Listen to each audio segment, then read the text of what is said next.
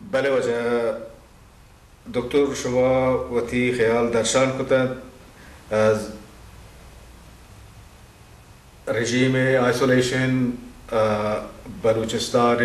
محلوک سرا یک وزنی عصری هستین و ای باره شما به تفصیل گپ کد ظلمهایی که رژیم نابرابری هایی که رژیم جمهوری اسلامی پر بلوچ محلوک و آدگه قومن سرا ملتن سرا کنگن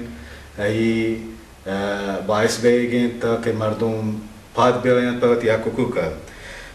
نو میں دینتری سوال اشد کے چوشی شرائط تھی کہ محلوک پادت کگت جریانات سیاسی و فعالیت سیاسی کنگند آیا ضرورت پہ یک طاقتور و مزنی سیاسی سازمان و حزب در ضمن اشان یک پہ یک اتحاد درمیان یہ احزاب فکر کرنے ضرورت ہے یہ زمانہ بلوچستان حالات ہنچند کے تقاضا چوشی تقاضا یہ کنند کہ یک حزب قوی مقتدری بھی اتحادی بین نیروهای سیاسی بلوچستان بھی جی ما فکر کنم که یک ضرورت تاریخی هم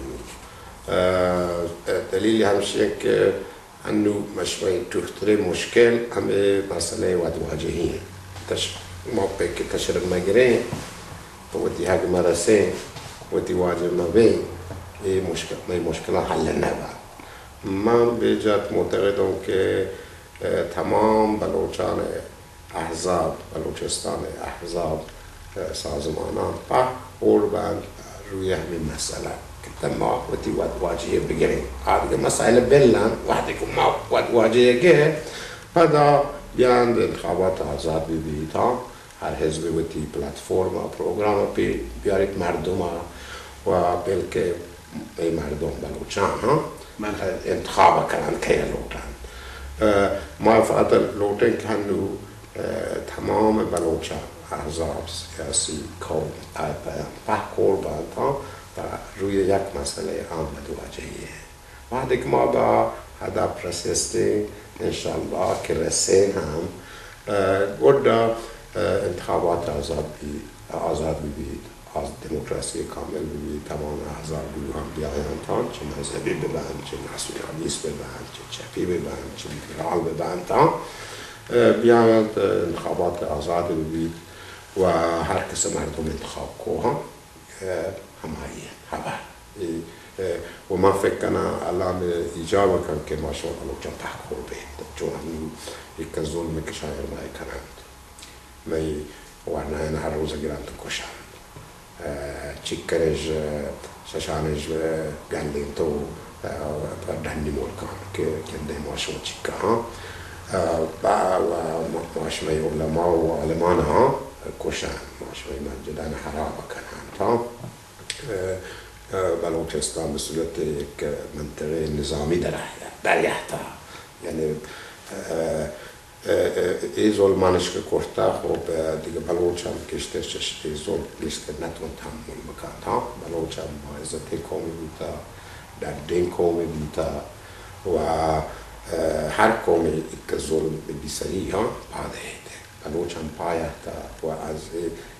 بلوچان هم که دندی ملکه بوده و از دست همه رژیم جمهوری اسلامی جسته شام تو این کار کرده در خارج که مسئله بلوچستانش به جهانی معرفی کرده و انشالله که کار هر چی بیشتر بکنه تا ولی اصل داخل مشوی مردمان داخل ها که او دا یک دیگه قربه میلان که جمهوری اسلامی اما تفریق بنداز حکومت بکنده بودن که قبیله براله ها قبیله شان تحت دوردن ها که ودی ظلم زوران ادامه بدن تو ودی ظالم حکومت در بلوچستان بدارند بلوچ یک قربان هیچ که دکتیم بلوچ داشته نکن و بلوچ مواظب بان که میلان گجر اطلاعات ها جمهوری اسلامی به نشان اختلاف و تبر دوردند و یعنی هر مسئله بو بلوچ ودی حل کنه ملتی که ها گجران در کار دخالت کنه.